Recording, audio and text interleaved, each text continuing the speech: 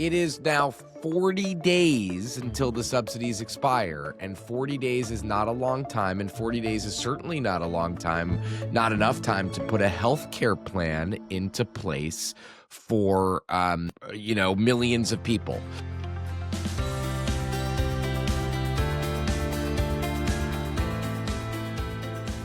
Good morning, I'm Anna Palmer. And I'm Jake Sherman.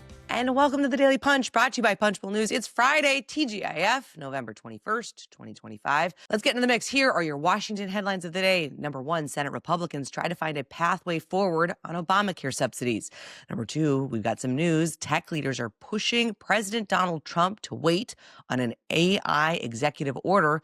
And number three, Democrats are trying to block Trump's Venezuela operation spending. Wow, we have a jam-packed AM newsletter with a ton of news. Jake, we are kicking off this morning with some news.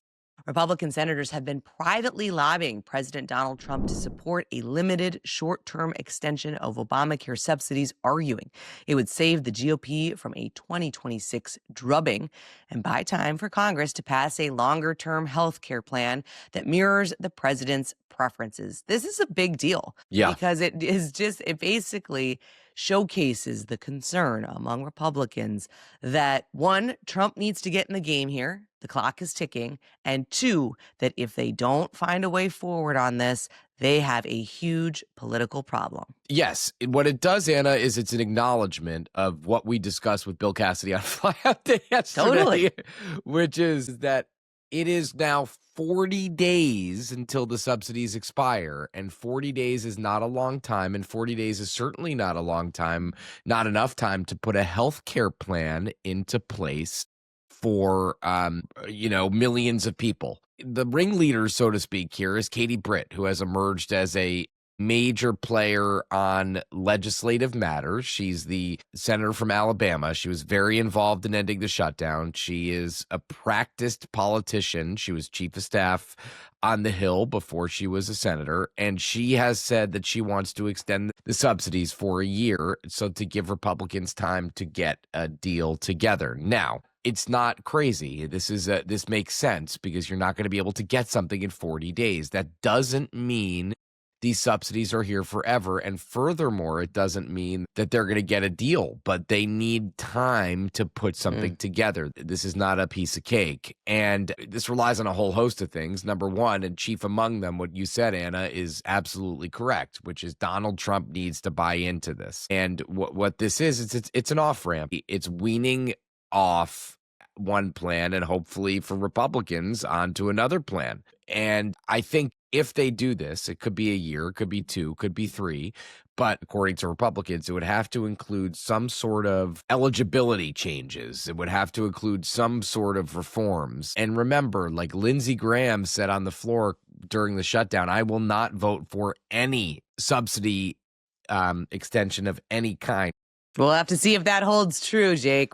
Yeah, he says a lot of things. Don't you think the bigger challenge here, in my mind, is this idea that Republicans, listen, we saw what happened on the Epstein files and how every single Republican, was in line with President Trump trying to say they weren't going to support it, the release of them, all these things, and then they just kind of on a dime changed when they really looked at the political reality of what was about to happen. This is, to me, it'll be interesting to see because you have, as you say, not only Lindsey Graham, you've had many Republican senators, John Thune, Speaker Mike Johnson, they're, kind of voicing their skepticism of continuing this Obamacare subsidy, and the president going out on social media, which a lot of Republicans look to him as kind of, what does he say? And then they mimic it, Jake. Completely agree, but it does address the reality of timing, of political considerations. And then you get into the situation in which you're like, okay, well, what happens if there is no deal and then Democrats take over the House? Obviously, you try to set the deadline before that. There has to be some sort of trigger that falls before the election, right? And that says we need a deal, we need an up and down vote by this, or else X is going to happen. So, I don't know how this works out, but it's certainly a sign that Republicans are getting a little bit more serious about this because they're not just saying we're going to let the subsidies expire. And also, Anna, like we talked about on Flyout Day and like we write in here this morning, Thune has promised Democrats a vote by the second week of December. Mm-hmm. Right? So Yep. They need to get their minds around this rather pretty quickly.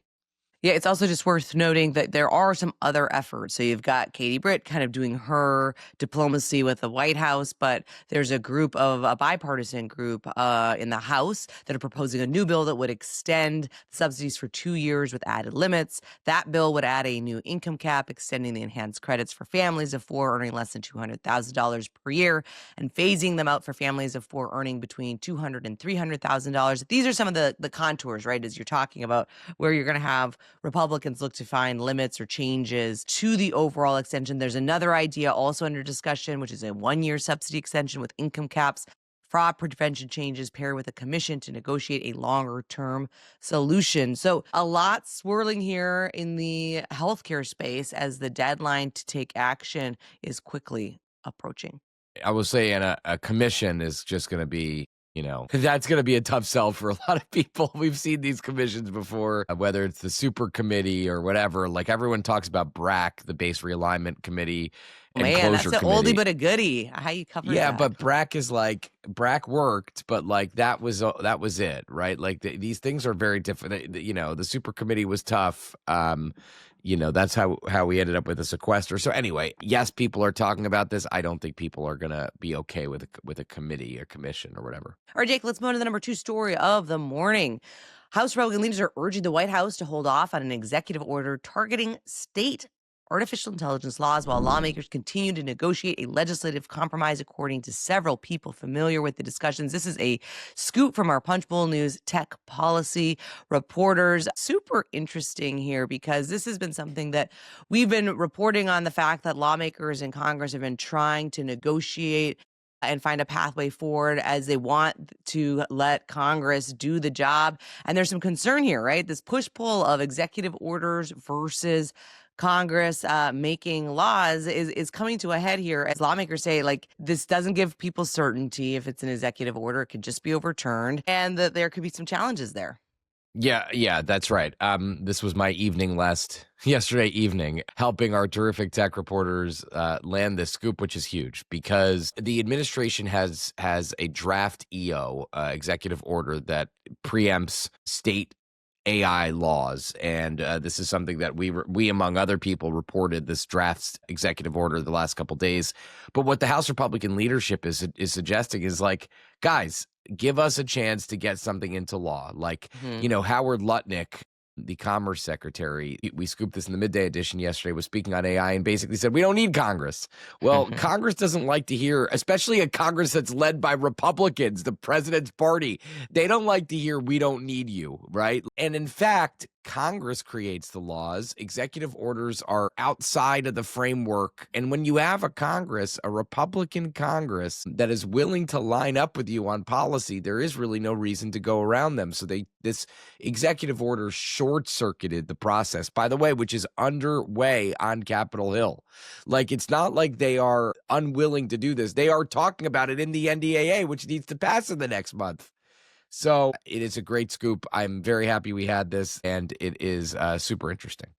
All right, let's go to the number 3 story of the morning. More news. House Democrats plan to unveil a bill Friday that would cut off funding for U.S. operations in or against Venezuela. The legislation, led by the Democrat from Massachusetts, Seth Moulton, would bar the Trump administration from spending money on military campaigns targeting Venezuela unless lawmakers approve an authorization for use of military force, according to an aide. This is a big deal because we have seen Congress basically abdicate their role when it comes to a lot of foreign conflicts. And this is Democrats trying to push back. Yeah, and this is a preview of what's going to come if Democrats take back the House, right? Because they're going to have all sorts of strictures and things that they want to put in place against Donald Trump, especially as he seems to be revving toward war in Venezuela, something that I don't think anyone saw coming at the beginning of this administration, that we could possibly be at war in our hemisphere. But that is where we are. This is Seth Moulton, Jimmy Panetta, Eugene Vindman, and Jake Auchincloss. And listen, this is not a bill that you're going to see, hotline to the House floor. It's not going to make a beeline to the House floor, but it does give a sense of where Democrats are. And worth noting, the Senate has blocked 2 similar resolutions in recent months. A great scoop by our defense policy reporter, Brianna Riley. We are launching defense policy later in December with coverage really starting for our premium policy subscribers in January. Encourage you to get signed up because that team is already breaking a ton of news and there's a lot happening in that space. Yep. We're going to leave it there. Thanks so much for listening. We appreciate it. If you like the Daily Punch, share it on social media, tell your friends. It's the best way to find out about us. And of course, encourage you to check out Flyout Day. We had Senator Cassidy, the Republican from Louisiana, super newsy, really going deep on healthcare. He is one of the negotiators trying to find a pathway forward for Republicans in the Senate. Talked about his 2026 campaign and more. You can check that out and subscribe to our YouTube channel. Have a great day and stay safe, everybody.